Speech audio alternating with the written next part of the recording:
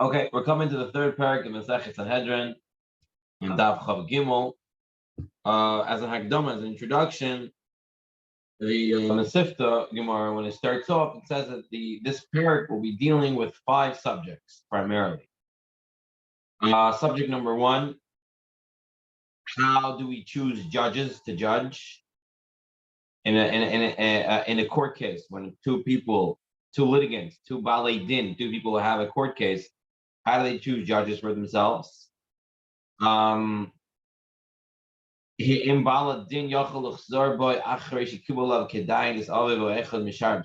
let's say they accepted somebody who shouldn't have really been a judge, but both sides agreed. Let's say he was a father of one of them, and now he wants to go back and say, no, I don't want to have him anymore on the court as a judge. Who is puzzle? Who is forbidden to be a judge? Who is forbidden to be a witness via relative or via just because they're doing avirot? How is it that you accept testimony, and in which way can you come after a court case and bring additional proof after the case has been adjourned? So these are the 5 major topics of this parak.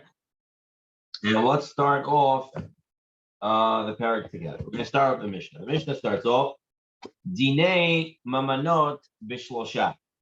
This is already, we know from Daf Bet, from the first parak. It told us the money matters are done in front of 3. Now, if you go back, remember way back to Daf Bet, Daf Gimel, Daf Dalet, I think. Over there we said, when it said the imam b'shloisha, doesn't mean shloisha mumchim. It doesn't have to be 3 people who have smicha, 3 professional expert judges. We said at that time, when you're dealing with loans, and you have to get someone to pay back, we said that we can do it with 3 regular people. 3 regular people can also be judges. And the reason for that was because if we would have required experts to find people with smicha and for them to be sitting on the court case, it would be hard to find them, hard to get them to come, and people won't lend money because in order to get it back, it's going to be very hard to go through all this struggle to find the mumchim and get everything. So the Chachamim said, because we don't want the economy to shut down, we don't want to close the door in front of people who need to borrow money. So therefore, we're going to allow 3 regular people to judge the case. The truth is, Tosfos is going to talk about this, that if there was a beit din in the city, now that beit din could force the litigants to come to them. They could do that. But this Mishnah is talking about in a case where the 2 litigants, for whatever reason, either they don't have a beit din next to them or they want to choose their own beit din. This is the process of how they choose their own beit din. So the Mishnah continues. Zeh bar eloi echad, v'zeh bar eloi echad. This one chooses one, and this one chooses one. Okay, so this litigant chooses one, and that litigant chooses one. So both sides choose one. Now, the Mishnah doesn't say one what. The Mishnah just says one. We're going to see the way Rashi is going to learn. Rashi learns, if you take a look at the top Rashi, Zeh bar lo echad, mashma zeh bar lo beit din echad. That means that one guy, he chooses a full beit din, full shehin gimel. V'zeh echad, and this one chooses another beit din that are gimel. Harei shisha. So they have 6. So when they choose, and it says zeh bar lo echad, v'zeh bar lo echad, each one chooses one. According to Rashi, this means he chooses one whole beit din. We're going to see that this is not l'maskana. This is not the way that we're going to learn. The Gemara is going to question this, and the Gemara is going to come out that it's not true. Whether this was the intent of the Mishnah or not, Rashi, Tosfot, Ran have different opinions. So we're going to learn the Mishnah now. I'm going to switch it to learn it the way halacha l'maaseh comes out. So zeh bar lo echad, this one chooses one judge. Zeh bar lo echad, this one chooses another judge. U'shneihen bar lohen oid echad, and now the two of them choose one more. So Divi Rebbe Meir. So this is according to Meir. Meir says one. So you have let's give names. Reuven and Shimon. Reuven chooses judge A. Shimon chooses judge B. Now Reuven and Shimon together choose judge C. That's Rebbe Meir's shita. The Chachamim say Shnei Dayonin Barin Lahan Od Echad. No, it's not that Shimon and Reuven are going to choose judge C, but rather judge A and judge B chooses judge C. Okay, so the difference between Meir and the Chachamim is who chooses judge C. According to Meir, the litigants themselves choose judge C, whereas according to the Chachamim, judge A and judge B together choose judge C without the litigants, without Reuven and Shimon being involved. Okay. Just going to read from you here in the current edition, the Steinsaltz. It says here, one of the halacha, if one of the litigants says, let so-and-so act as a judge for me, the other litigant says, let so-and-so act as a judge for me, the two judges who were chosen by the litigant chooses a third judge. And then the three of them adjudicate the case of the two litigants. So according to the this is the Rambam, this is Shulchan Aruch, it's that the two judges choose the third judge and not the two people. So not like Rabbi Meir, but rather like the Chachamim. That's the halacha l'maaseh. Now, moving on to the next case in the next case in the Mishnah. Zev posel dayano shel zev, bezev posel dayano shel zev. Each one can disqualify the judge of the other. Divrei Rabbi Meir. So Rabbi Meir says, Reuven chooses judge A, Shimon chooses judge B. Reuven comes over and says, Shimon, you're judge B, I don't want him. Cancels him. And Shimon says, yours, I don't want yours, judge A. Out. And he cancels him also. According to Rabbi Meir, the litigants can disqualify judges from being judges on their case.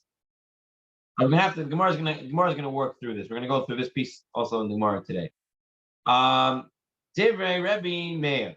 These are the words of Rebbe Meir. Chachamim say no, not so fast. When can we disqualify a judge? When can they do that? Not like the Rebbe Meir says nilly willy. He doesn't like someone. He just says no.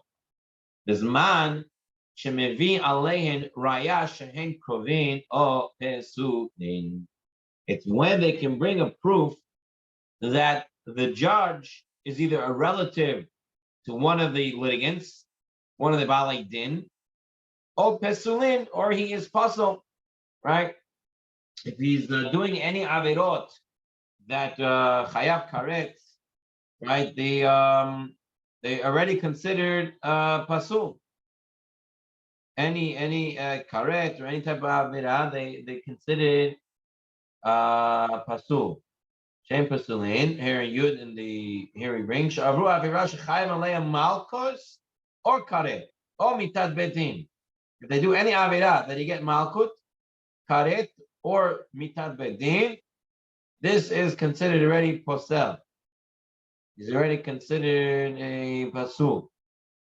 Okay, fine.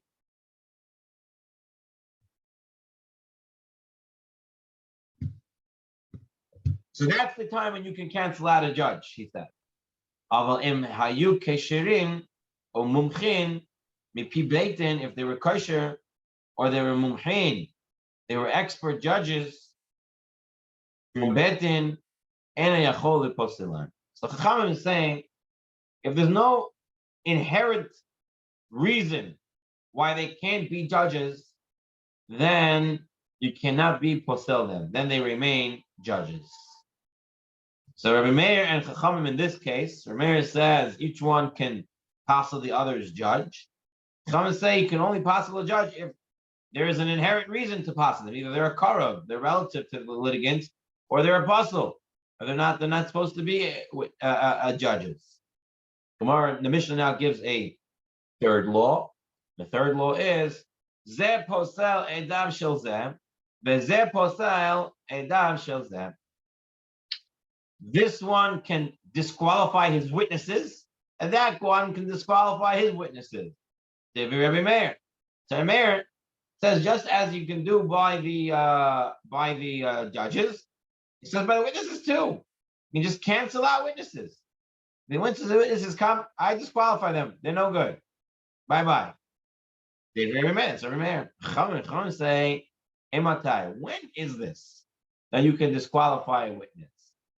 Izman shemevin alein raya shehen kirovin o pesulin. It's when you bring a proof that they're either a apostle or they're a karov, either they're a relative or they're inherently not allowed to be witnesses.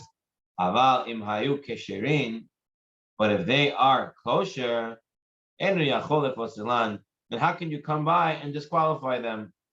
So we have three machlokeses in the Mishnah, three cases. The three cases were, case A was choosing judges. According to Rabbi Meir, the two litigants each one chooses a judge, and then they choose the third judge together, the two litigants. Chachamim say no, the third judge is chosen by the two judges that were chosen by the two litigants. That's the halacha ma'aseh. Then we had, can you passel a judge? According to Rabbi Meir, you can passel any judge you want. According to Chachamim, you can only passel a judge when there is an inherent psul in it, or if there's a karov. And the third case is about testimony from witnesses. According to Rabbi Meir, the litigant can passel witnesses, whereas the Chachamim say no, only if they can be proven that they're not kosher and they're possible, then we do not listen to them. Otherwise, we cannot disqualify them. So far, so good. Telling you, learning it for the sixth time makes it a lot more simpler. Okay, now we're going to go into the Gemara. The Gemara is going to have a question. Now, exactly what this question is, you have a question here? No. Okay. The Gemara now is going to have a question. Exactly what the question is a three-way machloket. A three-way machloket Rishonim. Rashi, Tosafot, and the Ran. Okay, so you have Rabbeinu Nisim, the Ran, Tosafot, and you have Rashi. So let's learn Rashi's question according to Rashi first. And this is what we're going to learn. The Gemara really is according to Rashi. But just to mention Rashi's pshat first, because we already mentioned Rashi's pshat in the Mishnah. Rashi said in the Mishnah, Zeh bar le'echad v'zeh bar le'echad. When it says each one chooses one, I told you Rashi says the Havamina, the original thought of the Gemara now is going to be that one means one whole bedin. I mean, each one selects three judges. So Reuben and Shimon have a court case. Reuben chooses 3. And Shimon chooses 3. You have 6. And together they choose another 3, and they have 9. So according to Rashi, the question here is, Ma zeh bar lo echad, v'zeh bar lo echad. What does it mean? This one chooses the whole Beit Din, and that one chooses the whole Beit Din, and then together they choose a third Beit Din. I mean, you're getting to 9 people. But Tzilata Sage. But you taught me right at the beginning of the Mishnah, Dine Mamanag Mishloisha. The court cases regarding money are done with 3. So how could you tell me 9? It doesn't make any sense. This is the way Rashi has the question set up. And that's what Rashi says in the first Rashi on the page. That's the way he brings the question. Now, Tosafot, top Tosafot on the left. Tosafot outside, I'll tell you what he asks and what he answers. He says, who is going to think you need 9? 9? No one ever thinks you need 9 judges. You need 3 judges. So what's the question? The question, he says, why is the halacha that, according to the way the Mishnah is bringing it down, it sounds like the halacha is each litigant has to choose a judge. He says that's the question of the Gemara. Why does each litigant have to choose a judge? Why can't you just go to a regular Beit Din? They already have 3 judges in place. So he says the question is on the language of the Mishnah. All right, if you look inside, 6 lines up in the bottom of that Tosfot, he says over there, the Mishnah. He's asking on the Lashon of the Mishnah, the Ketani is the Bar Beitin, the Chaverchem. Is it not enough without choosing? So now the Gemara is answering, it's not a chayva, it's not an obligation that you have to choose a judge. But if you want, you can do it that way. That's what Tosafot says, and that's the way halacha is. If you have a court, you can go to that court. You don't have to choose your own judge. But if you wanted to choose your own judge, then you very much could. So the Tosafot, he says the question is on the language of the Mishnah. Rashi's question was, he was learning echad being 333. The way the Ran asks the question, the way the Ran understands this, ma zebar le'echad, zebar le'echad, the Ran understands this meaning that I choose one judge, right? So Reuben and Shimon, Reuben chooses one judge for himself, Shimon chooses one judge for themselves. Then the next part of the Mishnah that says zeb paisel v'zeb paisel, each one could posel the judge and not want to take that judge. That's what happens. They cancel out the 2 judges that they wanted to take, and then together they choose one more judge, and that's the one judge that judges them. So the Gemara's question is, but I thought you need 3. So 3 ways to understand the question. Again, Rashi's way to understand it, he said echad was 3, 3, and 3. So you get to 9 judges. Why you need 9 judges? I only need 3. Tosafot's question was on the language. Why are you saying I have to choose? So then he said, no, you don't have to choose. And the Ran's question is, you told me 3, but then you're telling me 1 is enough. I thought you need 3. So those are the 3 different ways to understand. We're going to learn the Gemara out like Rashi, where is that you would think you need, each one chooses their own bet in, 3, 3, and then they choose another bet and get to 9. So the Gemara's question is, but Tlata Sage, I thought I only needed 3. So why are you telling me 9? The Gemara answers, no, this is what the Mishnah means. It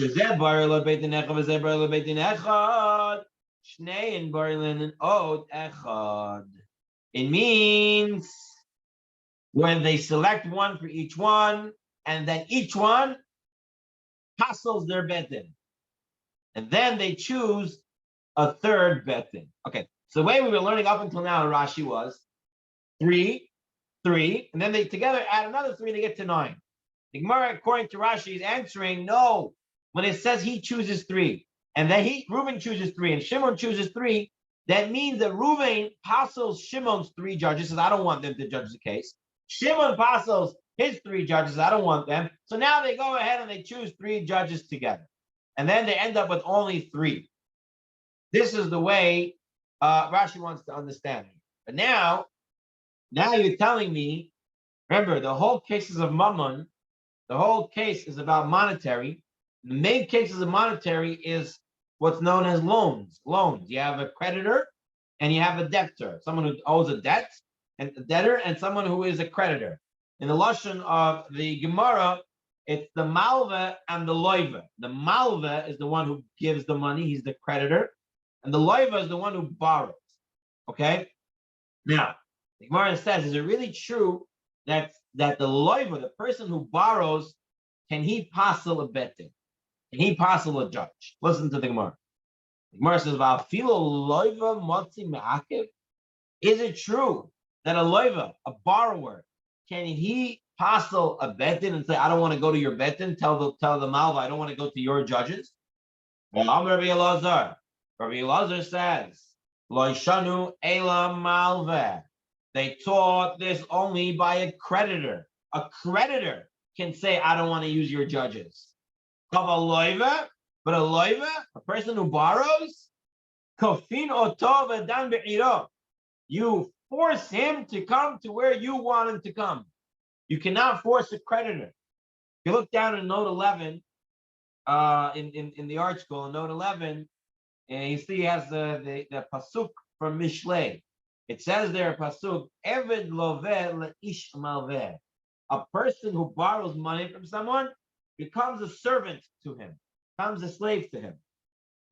If you ever had to borrow money, you know the feeling that you get. I mean, most normal people, the feeling that you get, you feel indebted to him. You got to be nice to him, extra nice. You got to, whatever he says, you got to listen to. Listen, I say he gave you money, so it's a good feeling to have, but it means you're normal. If you take money and don't think that anybody, if you take money and don't think you owe him anything, that's a big problem. But the from Tanakh, it seems to say that you're an Eved, meaning you have to go with what the creditor wants. That means that if the creditor wants you to come to his betin, you have no choice but to go. You have to go to where the creditor wants. And you can't take the creditor somewhere else because the creditor is going to say, I already loaned you money. Now I have to use more money for travel expenses and find a different place, go somewhere else. I don't want these things. I gave you money. I want my money back. You want to say you don't owe me this amount? You have to come to my judges. I'm not coming to your place. So what do we see? We see that a loveh, someone who owes money, cannot passel a judge and say, I don't want that judge.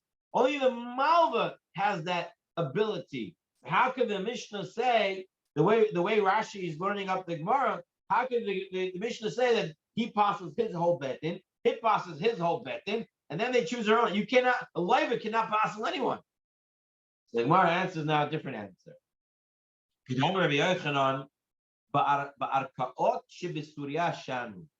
We're talking about the secular courts of Syria. Okay, in Syria was a Jewish community, but they didn't have Tamil Chachamim there. So the court, you need to have a court system. There's no law and order. There's no community. It's chaos. Everyone does whatever they want. Anarchy. It's no good. You need to have a law system. But since they didn't have Tamil Chachamim, they chose people to be judges, and they judge not al pi din Torah, not based on Torah, but rather based on their own logic. Havdil, compare this. You go to Eretz Yisrael today, you have Beit Dinim, you have Jewish courts, and you have secular courts as well. Now, whether they can be compared to secular Jewish courts is controversial because you have a lot of Arab judges sitting on the secular courts in Israel. So it may not be compared completely to this, but if you had a secular court in Israel where all of them were Israelis, all of them were Jewish Israelis, then this would be a similar case of Arkayot Shebesuria. You're having judges that are secular, Jewish judges, and a secular court. Okay? So, so when it says over here that the person who owes the money, the loiva, the debtor, then he can possibly judge, it's talking when it's a judge, a secular judge, not when it's a mumcha. When it's a secular judge, the loiva can also passel the judge. Aval mumchin lo. But if he chose a judge that is a mumcha, someone who has smicha, someone who is judging al pi din Torah, then he cannot passel it. So right now, up until now, where are we holding? That the machloket of Rabbi Meir and the Chachamim, if you can passel a judge or not, is only dealing with those judges, secular judges. Judges who are not judging a pi din Torah. Or Papa Amar, Papa wants to give another answer and says, no, even say Rabbi Meir holds, even if there's mumchim, even if they have smicha, even if they're doing a pi din Torah, he can still passel them. When? In a specific case. Kigoin beidina de Rav Huna u de Rav Chizda. It's similar to a case where you have a beit din of Rav Huna and a beit din of Rav Chizda. Rav Huna and Rav Chizda lived in the same city. They had two beit dinim there. So now the loiva can say, come to my beit din. Come to my beit din where I want you to go. Now, the creditor can't say, oh, it's too far. I don't want to use travel expenses. You can say, it's not too far. It's in the same city. You can go there. So that's a case where you can be passel or mumcha. When you have two beit dinim in the same city. Now, the only problem with this is it's not very simple for two beit dins to be in the same city. Now, today, this is all over the place like this. But back in the day, in Talmudical times, one betin is not allowed to open next to another betin. You're not allowed to give psak. You're not allowed to give a psak if there's another rabbi in the town. There was a Maradat, he was a rabbi in the community. That was it. There was no one else coming and giving their own opinions. It was just one way street. That was it. Now so here the Mefarshim say, actually looking, it's a Tosfot. He says over here that they were far away. Shahayus smuchim zelazeh chutz legimel per si'ot. They were gimel 3 parsecs away. 3 parsecs away is the halacha. Once someone is 3 parsecs away, they are allowed to give psak when there's another rabbi, as long as another rabbi is 3 parsot away. Whatever distance that is, it's a substantial distance. If you want the exact measurements, we can go after the shir. I can give you the exact measurements. But it's quite a distance, but they're in the same city. So therefore, in such a case, according to Rav Meir and the Havami, in this explanation of the Gemara, he said you can passel in mumche. Okay. So far, what we have is we have Rashi's opinion. This is the way we learned the Gemara up until now. That each one chose 3, and he got to 9. Why you need 9? No, it's not 9. Each one chose 3. They passeled each other's 3. He ended up with 3. Now, could it be true that a loiva can possibly a debtor can possibly judge? He's an eved. He has to do whatever the malva wants, whatever the creditor wants.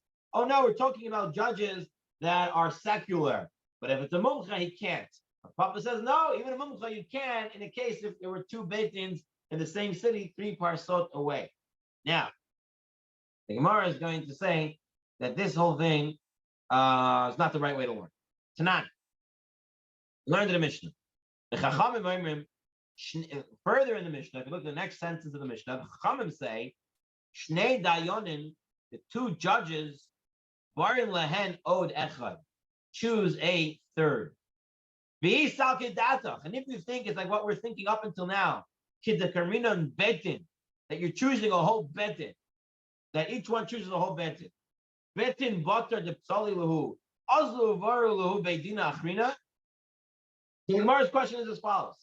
Okay, the way Rashi set it up, right? You have 3, each one chose 3 judges, each one chose a whole court. 3. Then each one parcels each other. Okay, now you each parcel each other. Now go and choose me. You set of judges that are parcel. Now go choose another 3 judges. Doesn't make any sense.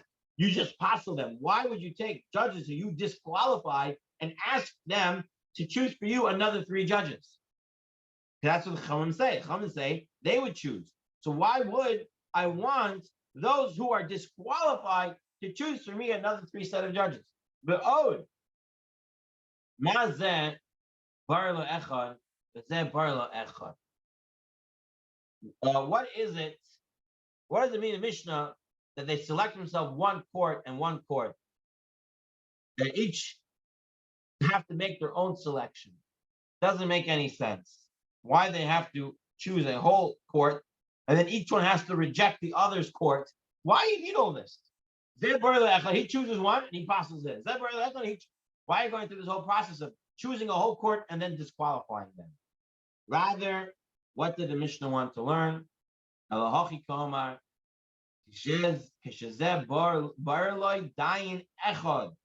This one chooses 1 judge. And this one chooses 1 judge. Then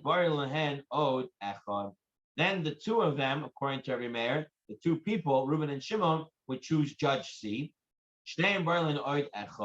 So according to the final understanding of the Mishnah, the way we explained the Mishnah when we first learned it was that each one chooses 1 judge. Okay, you don't have to do this. You can go to an established court. But if you wanted to choose your own judges, each one would choose 1 judge. And then according to the mayor, the 2 people would choose the 3rd judge together, Judge C. Whereas according to the Chachamim, Judge A and Judge B would choose Judge C. Now, my Shna, the Avdei Hafi. Why are we doing it this way? Why would you want each judge to select each litigant, each balei din, each litigant to choose their own judge? Why do we want that?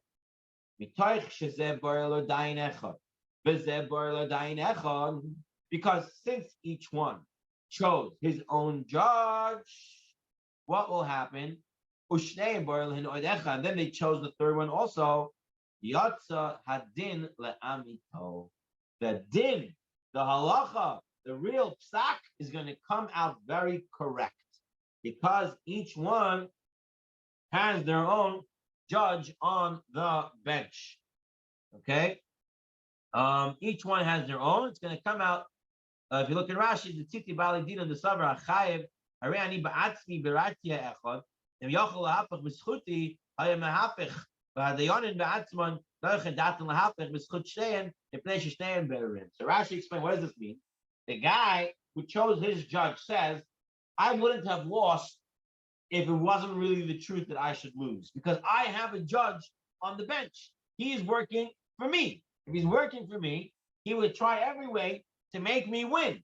The fact that I lost is not because the court was manipulated, but rather it's because that's the real halacha that's supposed to be. That's the way that the people would think, the people who hire these judges would think, and therefore you would come out with a true psak. Now, the Rosh says the judges shouldn't be mistaken over here. The Rosh says, do not think for a moment that you're working for the litigants. Okay, you can't do this. It says over here. I'll read you the lashon of the Rosh. He says over here, shekavanato shel Rashi shehadayin be'emet yichshav sheyachol la'atod mishpal la'atod mishabar otah. Elkosh Rashi shehabal din yichshav kach achadayin vaday lo yitel eskuta b'sara she'enin nechayna. Elo mekivan shehabal din bar et hadayin hadayin mevin et devarav la'ashuram. He says, this is not what the judge should think, that he has to work for that person. It's rather the person who hired the judge should think that he's going to be working for me, because the judge himself cannot work for that. So what does the judge do, though? Since he was asked by this guy, right, Reuven, to be the judge, he's going to take it slow. He's going to listen to all the sides of the story. That's actually what the Yerushalmi says. The Yosef brings the Yerushalmi. The Yerushalmi says, since the litigant chose the judge, he's going to look at the case very well. Even if he sees his guy is going to have to pay, he doesn't go right away to judge at the din. He doesn't come with the judgment right away. He waits, takes it slow. Perhaps more information will come and we'll be able to find a zechut for that person who asked him to be the judge. And so too with the second judge. And so come out a true court, a true psak, because they're taking it slow and they're not rushing to do the din, because each one was asked by the litigant to be the judge. That's the way. That's the way to understand this. Okay. Now, we said we go like the Chachomim, that Judge A and Judge B choose Judge C. The question now is the Gemara wants to deal with is, why is there a machloket between Rab Meir and the Chachamim? Why does Rab Meir say the two people should choose, whereas the Chachamim say the Chachamim say the two judges choose the third one? So Nema with Rav Yehuda and Rav Kimafligi. We to say they're arguing in what Rav Yehuda in the name of Rav taught. Rav Yehuda Amar Rav. What did Rav Yehuda Amar Rav say? Eina edim chotmin al hashtar ela imken yodein mi chotem imahen. Witnesses should not sign on a document unless they know who else is signing with them. What would be the reason? The reason is, if Chas Shalom, one of the edim are pasul, the whole edut becomes pasul.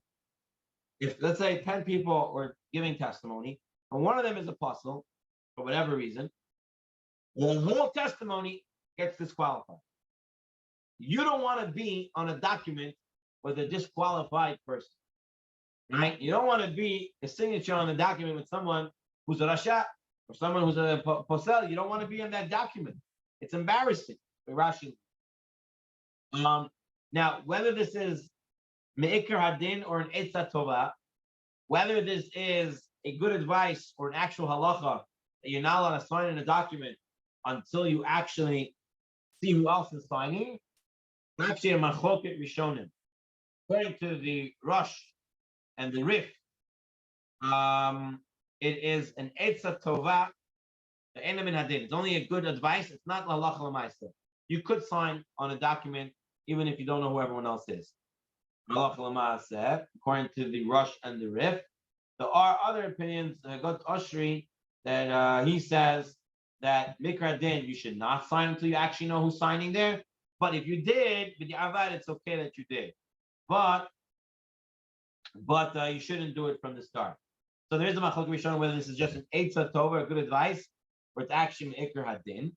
Now, so how does this apply over here? Okay, so here the machlok is whether the two people choose the third judge or the two judges choose the third judge.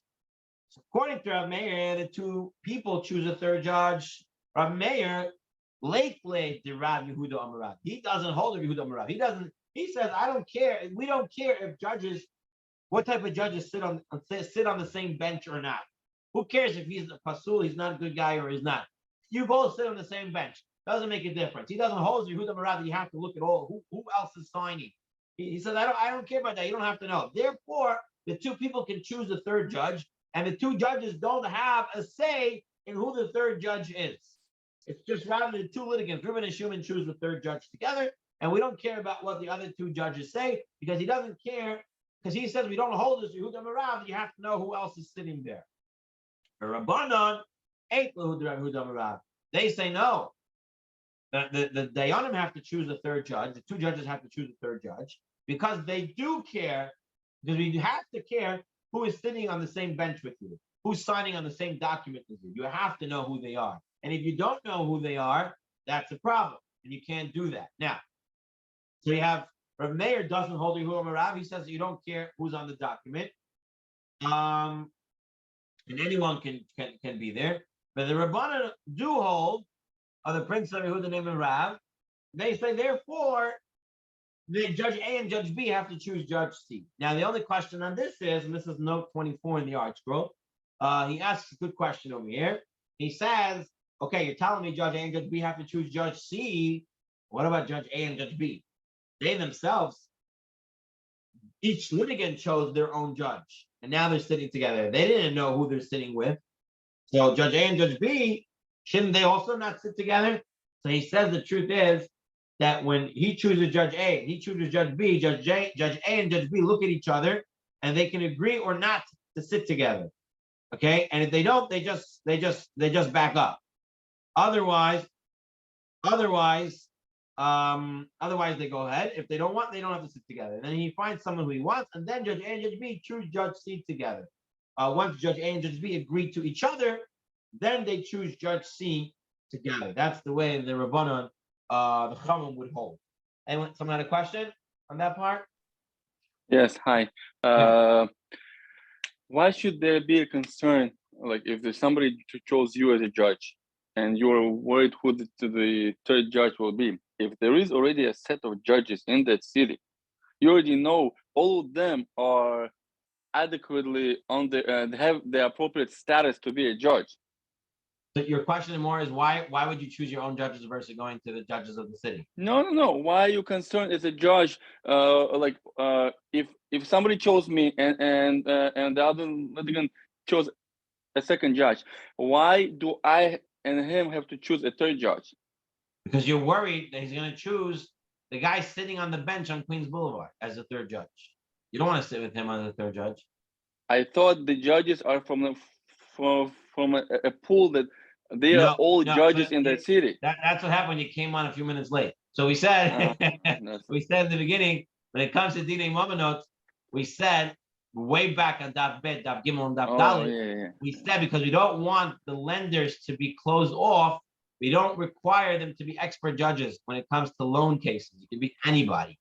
Therefore, it can be anybody. Imagine they chose me, you, and the guy sitting on Queens Boulevard bench. You know, that old guy over there that has nothing to do all day. Right? We don't want to really sit with him. The guy doesn't know anything and he doesn't smell so good. So you have to know who you're sitting with. Okay. The Gemara says, no, there's another way to understand. Another way to understand the machloket between Rabbi Meir and the Chachamim, whether the two judges choose a third or the two litigants choose a third judge. Like the Kuliyama Itlu Yehuda Marav. Really, they all hold like Yehuda Marav that all three judges have to give the two judges have to give consent to the third one. No one argues that the judge's consent is required. The judges need to say we want to sit with the other people. Everyone holds with that. The only argument is whether the litigants have to agree also. But Meir Savar, yes, it's true the judges have to agree to the third judge, but also the litigants have to agree. The Rabbanan Savre, that Hadayonan Be'inan, that Baladinan Lo Be'inan. The Rabbanan say no, all what you need is the judges to agree. You don't need the litigants to agree to the third one. Halach l'maisa, we said you do not need to get the two litigants to agree to the third judge. The two judges can choose the third judge without the litigants' approval. Once they chose Judge A, they chose Judge B, Judge A and Judge B can choose Judge C without the litigants' approval. The Farshim explained one of the reasons being is that if you would have the litigants having to give their consent, you would be sitting there all year trying to get one of them to give consent to to both of them to agree to a judge. You have in the secular courts here in America when they choose jurors, right? Each lawyer can cancel out other jurors. So it takes a really long time to get this set of jurors because everybody's canceling out each other's juror. So it'll happen the same thing when two people want to choose a judge. You want that guy, I don't like him. You know, you want this guy. I mean, how many times anyone works on a project with somebody else, and if there's no real leader and everybody's, having equal say, it's going to take forever to get off the ground because everyone has a different opinion, different idea, and everyone's arguing with each other. So therefore, halach l'maisa, we do not wait for them to give consent on the third. Rather, Judge A and Judge B can choose Judge C. Now, Kufa, Amar Yehuda Amar Rav. In ha'idim hotmin al ashtar. The witness says they should not sign on a document until they know who else is signing. Tananami Hachi was also taught in the Braita. Kach hayu niki'ei hadat sheb'Yerushalayim osin. This is what the pure-minded people in Yerushalayim would do. The pure-minded people are the Gedoli Hador, the top people in the generation. People who are very careful with everything that they did. What would they do? They will not sign in a document unless they know who else is signing on it. They will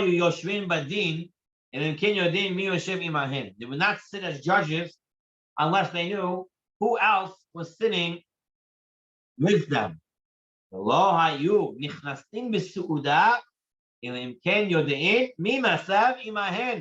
They will not go to a feast, they will not go to a party unless they know who else is sitting with them on the table. Okay. We're going to talk about this for a second. The Bir Halacha, this is the Chafetz Chaim, right? Chafetz Chaim wrote the Mishnah Berurah. He wrote the Bir Halacha. The Bir Halacha, he writes of his that. Shemizeh shalakatav mi mastiv sham. Mashma shekol hakpedehi lo ha'achel kisham ha'aretz yoshev l'tzado.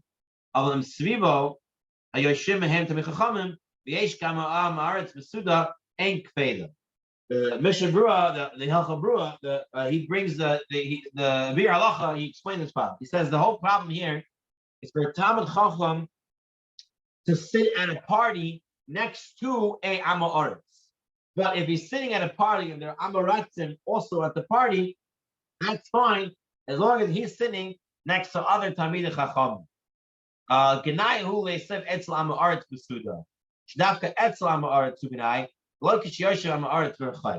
Rather, he can sit next to Talmud Chacham, and the Amarit should sit far away from him. So if you're setting up a feast, you're making your wedding, your bar mitzvah, whatever it is, and you're having Talmidei Chachamim coming there, you have to be careful to seat them with other Talmidei Chachamim.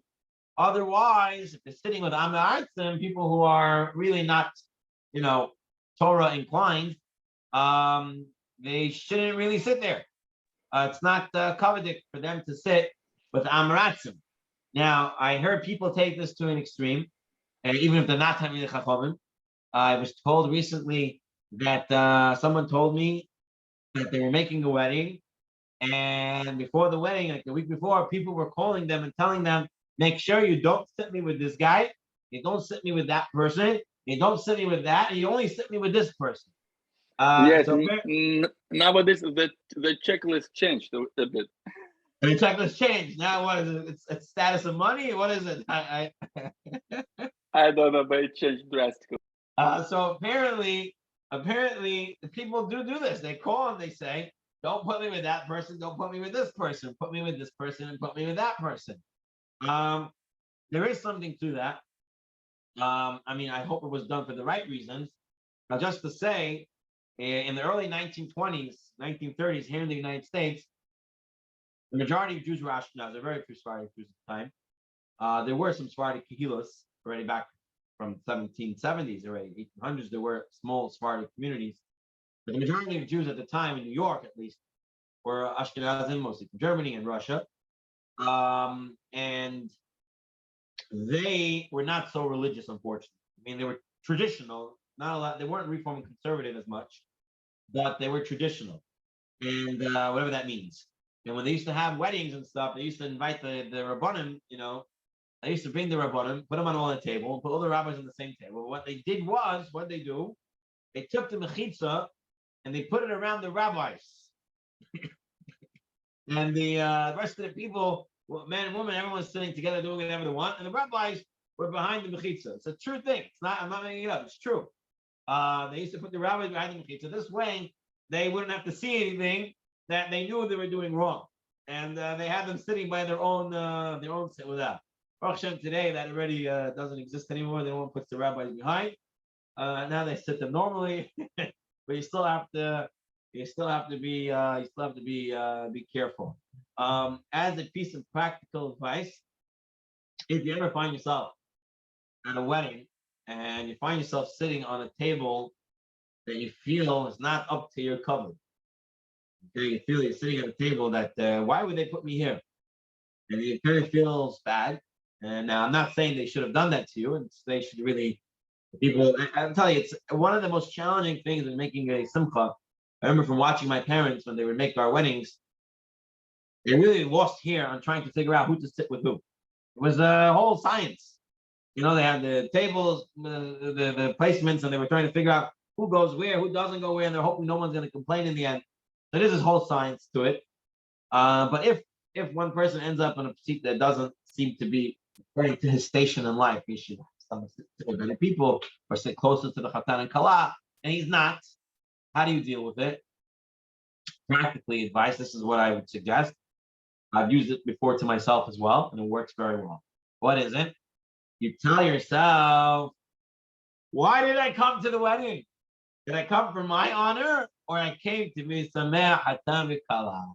If you came to make a Hatan V'Kala, the Damot and Kilin happy, then you don't care where you're sitting. You shouldn't care. You came not for your own stomach and for your own kavod. You came for them. So then, no matter where you sit, it's okay. Okay, and this is what, like Solomon said, you're gonna do a tikkun. You're in there, and it's in the wrong place. It's tikkun. Kaparot amanot. Person shouldn't get upset. Remember, you're not going for your own kavod. You're going for the kavod of hatan and kala. Just because we're talking about weddings, it's very important that the weddings, especially dancing, has to be kept separate. And I know it's not easy to say this, even though some weddings start off separate. Towards the end, they think it's just family, and then they think that's mutter, and then they start that. It's you're dealing with fire. It's really dealing with big problems. I'd rather not get into problems. If the chatan and kala really want to dance together, or the father decides he wants to dance with his kala and the bride, which is 100% okay, just not at the wedding. Go to his house, take the father and the kala, and get music, put on the CD player, whatever it is that you have, the MP3 player, whatever it is now, and you dance like that privately. There's no heter for a chatan and kala to dance in public view of everybody. There's no. I looked into it. There is no heter, and there's no permissible for that. No permissible for the father to dance with the kala at the wedding either. There's no permission for that either. Whether sitting mixed at a wedding or not is permissible or any suda. That's already a different gather. That's already a different situation. That's already a different situation. If it's going to lead to dancing, meaning you're having Amel Artsim there, you're having people who are not very religious and they don't really care about dancing together. So if you're sitting together, there's a good chance they're going to end up dancing together. Then sitting together is very problematic. If for whatever reason they need to sit together, but everyone knows they can control and it's going to be separate, then there's room to the shas if it's a pressing situation and you need it. There's a way to go about doing it. Other than that, a person should be careful. Just to end off today's share, once one of the great chachamim wanted to come to the Chafetz Chaim for Shabbat, and Chafetz Chaim was excited. He said, "Sure, come." Then he sent a letter saying, "I can only come if you can tell me, are the women going to sit in a different table in a different room?" Chafetz Chaim wrote back to him saying, "I'm sorry, but I eat my Shabbos Suda with my wife. So if you want, you can come, and you're more welcome to join us. But if you cannot eat on the same table with my wife and your wife, I guess, whoever else is there, then it's not going to work out," and kind of canceled on him. So this is a very special Shabbat Seudot are meant to be eaten as a family unit. My opinion is, based on my Rabbanim, is that all three Seudot should really be eaten together as a family unit. Some kids I've met, they don't even know there's a Suda Shlishi. They just know there's a night Suda, morning Suda, and then daddy's in shul for the afternoon. So it's important that they do know there's three Seudot. And if it's possible, all three Seudot should be eaten as a family unit, the Torah, singing, and all that as well. Obviously, if you have guests, the girls cannot sing, the women sing. You have to keep the kedusha. This way, we should be zacheh for the geula, shalem of Mary Amen, Amen, and see Mashiach, see the Beit Hamikdash Karov. We'll end up over here for this week. As Hashem, next week there will be shir, right? As it's just during the 9 days. Whereas the week after is going to be Tisha B'Av, so there will not be a shir the following Sunday. So next Sunday there is.